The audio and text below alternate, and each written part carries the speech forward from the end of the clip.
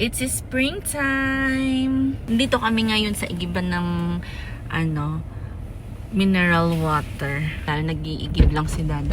Ngayon po ay springtime na. Ayan na, natunaw na yung mga yelo sa daanan.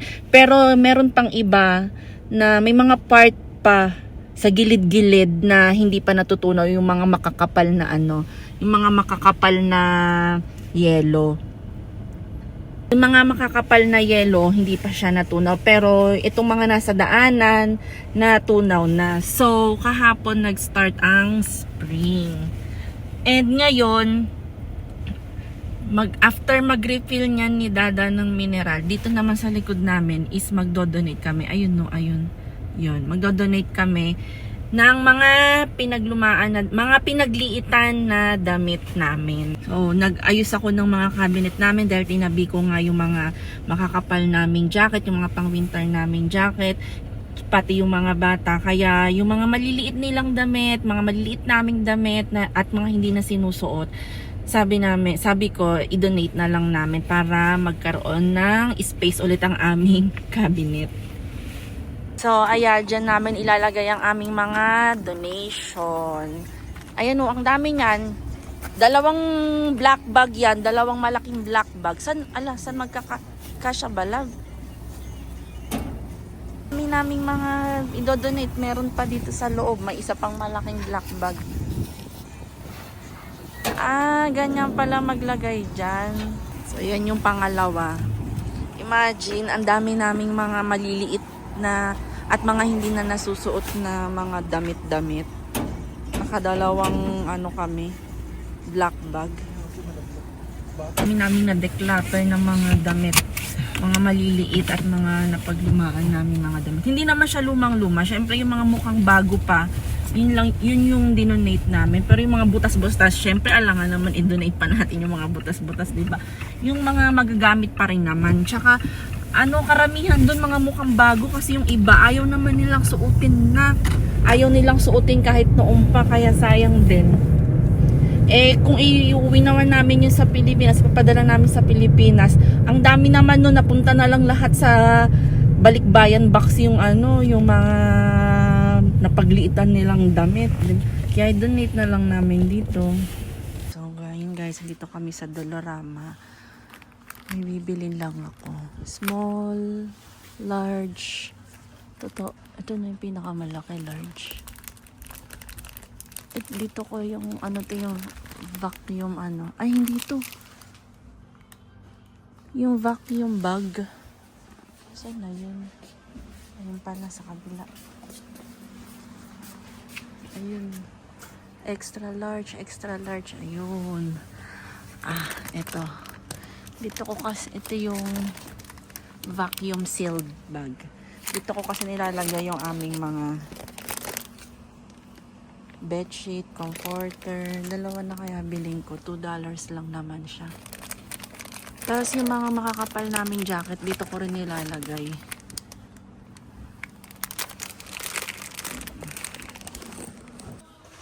Tapos ito. Para sa washroom.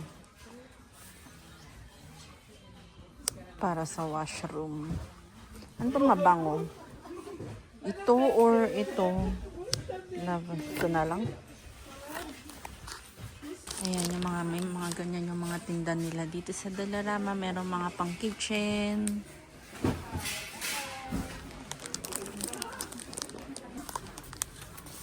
Wala tayong time magtanim. Wala na. Buti sana kung nandito sila mama. Kung nandito sana sila mama, kuha tayo. Ay, bala. Kaya lang wala tayong time magtanim Canada. Ay, bakit kailan ba Canada Day? July 1, no? July 1. Tingnan nyo, Easter na, Yung mga tinda ngayon, mga pang Easter na. Kailan ba ang Easter, Ito, Bila ko ng ko. Ay, masarap. Parang ang sarap na ito. Kuha nga tayo para pag nag-crave ako. Fruits and nut. Ito na lang. Fruits and nut. Saan na ba yung binibili kong ano? Oo, yan nga ang gusto ko, yung fruits and nuts. Hala, leopards. Hala, kandila. Ano to? Fresh cotton. Ala, parang gusto ko to. Mabango kaya to? Amoyin nga natin.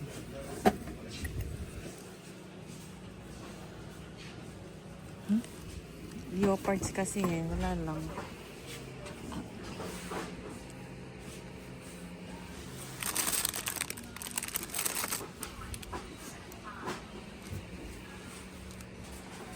Mga kung anik-anik. Lotus o candle holder. Mga kung anik-anik. Chips na yun sa kabila. Ayoko ng chips ahoy. Ano to, love? Candle din. Bago sa post, maganito yung phosphorus na yun. Posporo. Kamusta naman to sa posporo, love? Isang ganun mo lang naman yung posporo na yun. Ganito kalaki yung posporo, oh. Anong gagawin mo dyan? I-ignite mo lang naman yan. Sandang ka lang higit. Grabe naman. Kuha tayo nito. Favorite ko ito, croissant.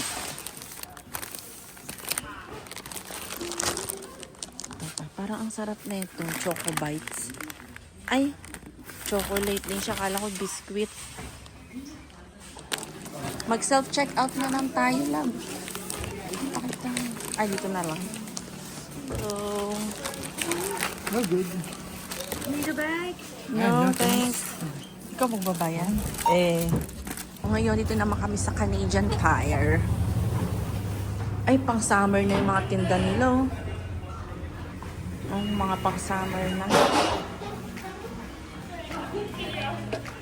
Ang laki nga. Ay, si ano? Hindi ang saki ko. Saan ba yung mga tinda? Kami sa Canadian Tire. Dito kami madalas mamili ng mga gamit namin sa kusina. Dito rin ako namili ng ano namin, ng toaster. Magkano yung snag na ganito? Ay, hala, oh. Ito yung dating binili ko, $17 lang. Mura lang. Susunod pa nagkaroon na kami ng sarili din namin bahay. Gusto ko to, kaya lang blue. Gusto ko ng smell. Gusto ko to. Kaya tingnan nyo ng presyo. Nakasave ka pa niya ng 56 sa lagay na yan. 123. Ha? Bagong ano? Bakit ano yan? Ano yan? Ang hangin ng gulong. Lagi nabubutasan ng gulong. Magkano yan? 54 lang, oh. Kaya nga. Lagi kasi nabubutasan sila ng gulong. Saka na sa susunod na 54 eh. Gasmas muna ang bilhin mo, importante. Bili kami ng gasmas ni Dada para sa trabaho niya. Meat grinder. Ito gusto namin bumili niyan kasi kesa palagi kaming bili ng giniling. Total marami naman kaming karne sa bahay. Kami na lang magigiling. Kano siya? 89?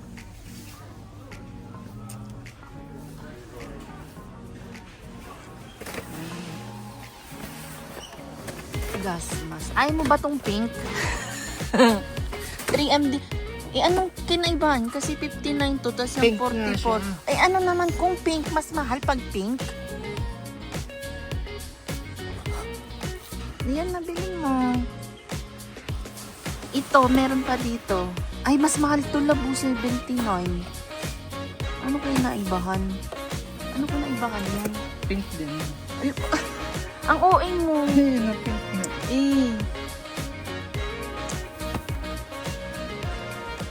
Kita mo dati pala kailangan kasi yan ni Dada sa trabaho niya.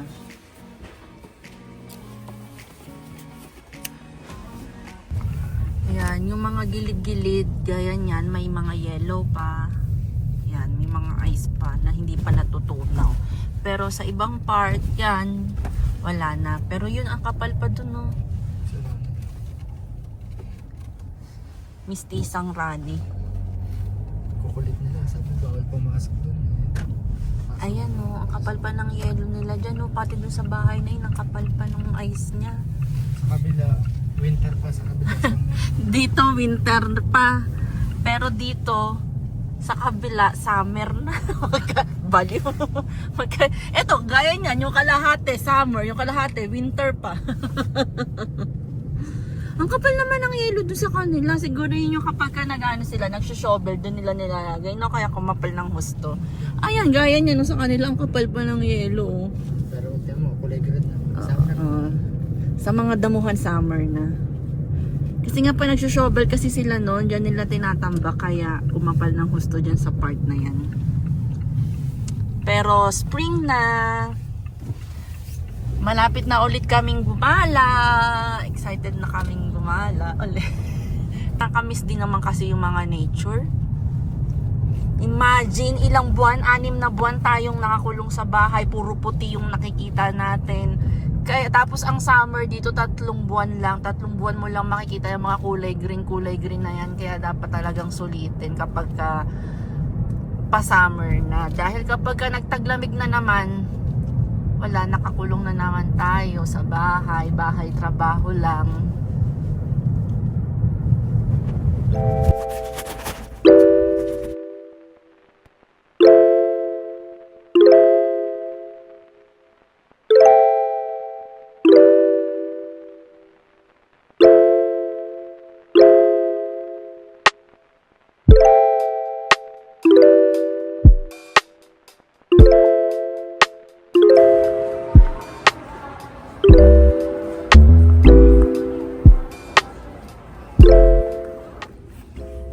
Anong tatak? Black steel. Baseball China. 299. Ayan, gaan din ang platito nyo. Gaan. Smeg. 159.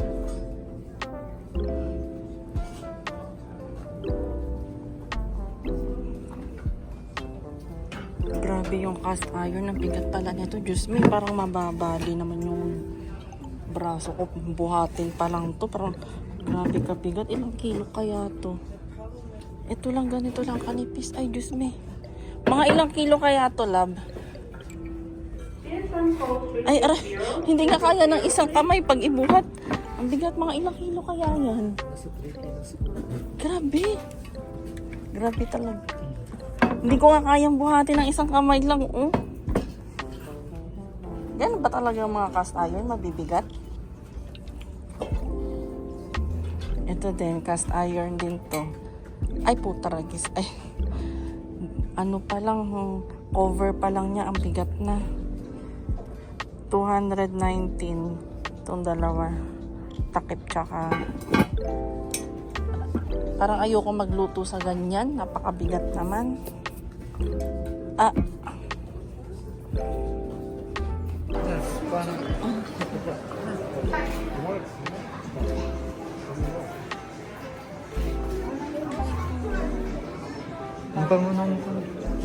Ang bango nung rose water. Amin-amin ka agad. Ito ba yun? Oo. Dito? Oy, baka yung iced lemon pancake. Hindi. Ang bango eh. Ayan, yung iced lemon pancake. Saan yun? Ayan, yung dilaw. Ito.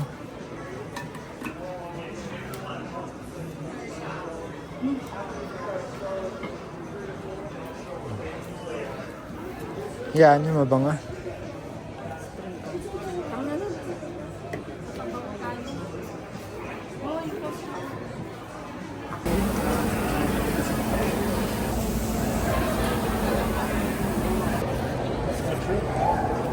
Hindi ito matatapon?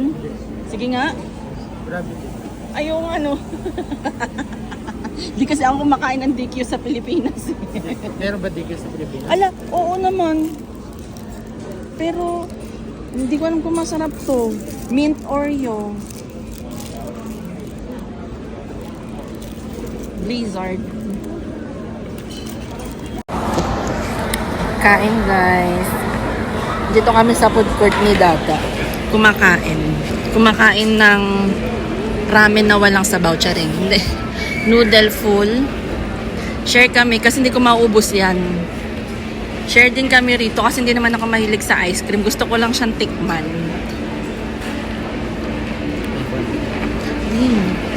Katapos lang namin mananghalian pero nandito kami ngayon sa food court nagme-merienda agad.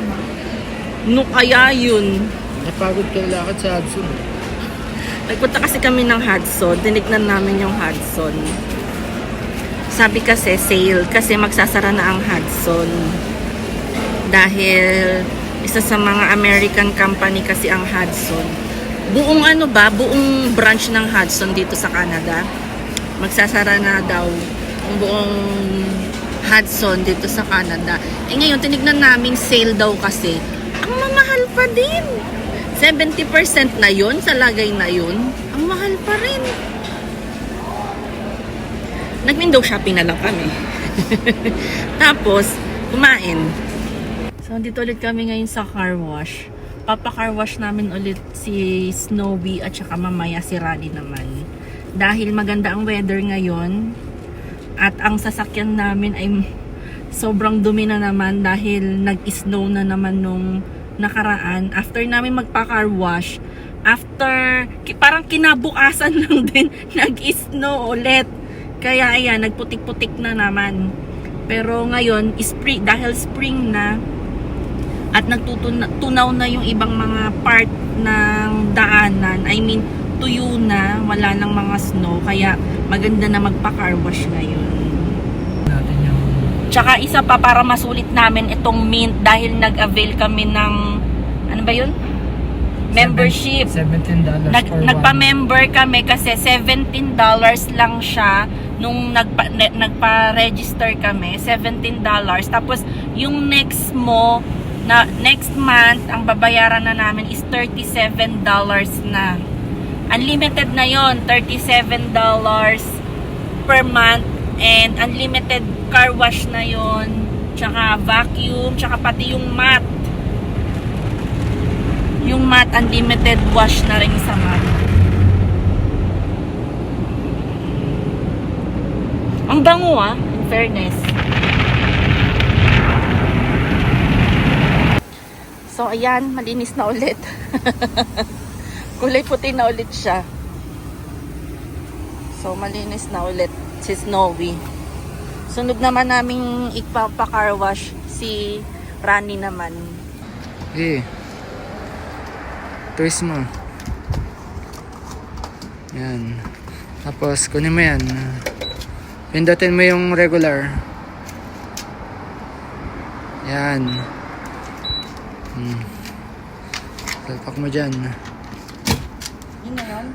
Tapos pindutin mo ngayon yung nozzle. Ito? Taas mo. Yan. Tapos, sige. Hindi mata. Ganyan. Tapos ibaba mo yung silver. Saan yung silver? Sige, pindutin mo. Tapos yan, baba mo. Yan. Automatic na yun? Yan. Nagkukan na. Ganun lang pala. Kasi dito sa Canada, walang gasoline boy. Ikaw ang mismo magpapagas. O susunod, alam ko na magpagas. Automatic na yun kung magkano yung ano? Nag-i-stop na siya? Pagka napuno, kung magkano ang kinarga. Hindi mo na pala hawakan eh. Ganyan din naman sa Pilipinas, kahit di mo naman hawakan. Hindi ba kasi ini-stop pa? Hindi, sa no? Pinas. Ganyan lang yun. Rani check ulit. Ayan, malinis na ulit si Rani. Wala na. Okay na, malinis na ulit. So, yun lang. Chicken wings.